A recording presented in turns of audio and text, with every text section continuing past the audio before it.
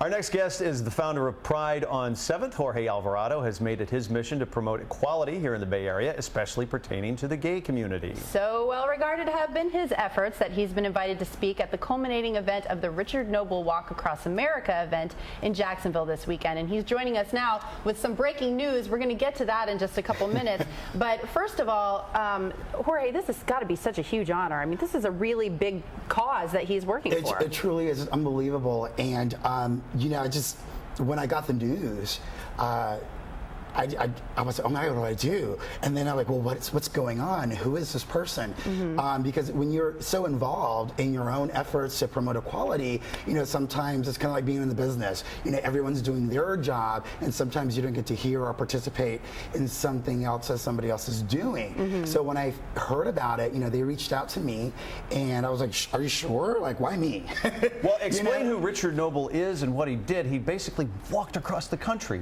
Tell us his story. This man is amazing. He started where? Well, he started in Palm Springs. Okay. Well, you know, and just so you know, Richard Noble, he was, you know, a victim of discrimination, and of course, he was also bullied, and that's what pretty much inspired him, you know, to take this on. You know, everyone has their cause, and what he decided to do was to walk across America, 150 cities.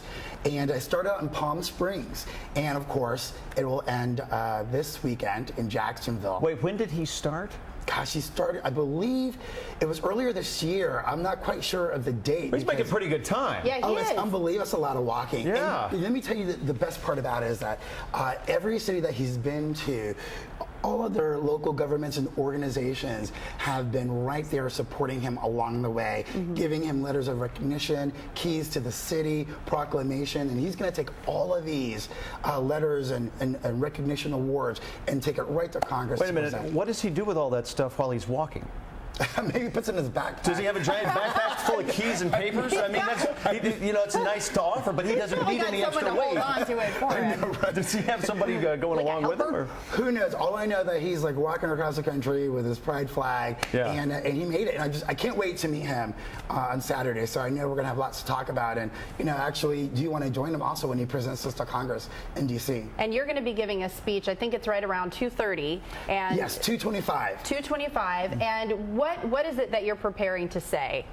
Well, first of all, how so flattered and honored I am to even be asked to speak, and that I'm representing the Tampa Bay area. You know, Pride on 7th, our efforts are very young and still in the making. And what I wanted to tell you this is the breaking news? This is the breaking news. Here's the breaking news. Prepare yourself. You ready? The Pride on 7th will return to Tampa Bay April the 27th, 2013, and it will be called the Heart of Tampa's Pride, right in the middle of downtown Tampa, Curtis Dixon Park. Wow, so it's moving locations. Yes. Wow. And that's going to give you a lot more space to work with, too, right? Absolutely, because, you know, equality is huge, and right now the political climate is hot, and we've been strategically planning this. You know, it's baby stepping it. It's like, test it, try it, do it, and now we're ready for center court, and which is why we kind of been kind of hush-hush throughout this past year about the event, been kind of dodging questions. But when this opportunity came up to participate in this, I knew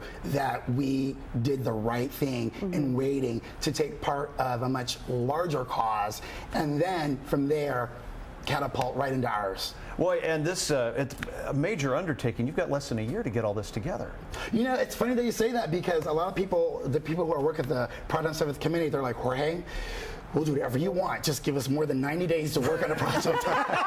Because I'll come in and I'm like, so this is what we should do. Don't come in after New Year's and say, hey, here's what's going on. So can you reveal any of the lineup or any the planning? Yeah, the specifics. Well, you know, right now, no specifics yet, because I like to keep everything top secret. I will say that, you know, the event, it's all about, you know, a lot of times when you get involved in these large events, or you want to make them these large events, what happens is all of a sudden the message, you know, and the cause, it becomes something else sometimes. It gets lost. It's overshadowed by so many people who want to have the big party. But, you know, I keep thinking, okay, so what happens when the party is over? You still have the same issues. So that's what we truly want to focus on, is that we stay true to our mission of equality and tolerance. You know, no one's asking for a special treatment. We just want to be treated fairly, just like everybody else, Sure. and don't want to be, bullied.